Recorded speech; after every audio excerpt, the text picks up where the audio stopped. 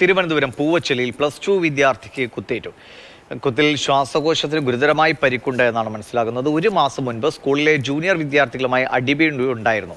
ഇതിന് തുടർച്ചയാണ് ഈ ആക്രമണം എന്നാണ് പോലീസ് പറയുന്നത്. ജിബി വിവരങ്ങളുമായിട്ട്. ജിബിൻ, എപ്പോഴാണ് ഈ കുട്ടികൾ തമ്മിലുള്ള ഈ അടിപിടിയും കത്തിക്കുത്തും ഉണ്ടായത്?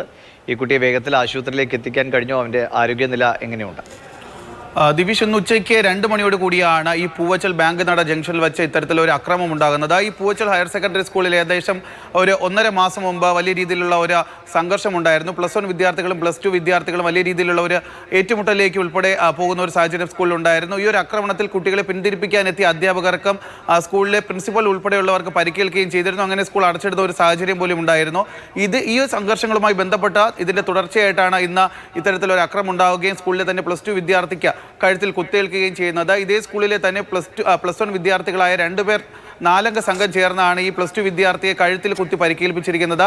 ഈ കുട്ടി നടന്നു പോകുക, അതായത് ഈ പൂവച്ചൽ ബാങ്ക് നട ജംഗ്ഷനിൽ നിന്ന് നടന്നു പോകുന്ന സ്കൂൾ അവധി ദിവസമാണ്. അപ്പോൾ ഈ പൂവച്ചൽ ജംഗ്ഷനിൽ കൂടി നടന്നു പോവുകയായിരുന്ന +2 വിദ്യാർത്ഥിയെ പിന്തുടർന്ന് നടത്തിയ 4 അംഗ സംഘമായ +1 വിദ്യാർത്ഥികൾ കയ്യിൽ കരുതിയിരുന്ന കത്തി ഉപയോഗിച്ച് ബാക്കിൽ കൂടി കഴുത്തിലേക്ക് കുത്തി ഇറക്കുകയായിരുന്നു.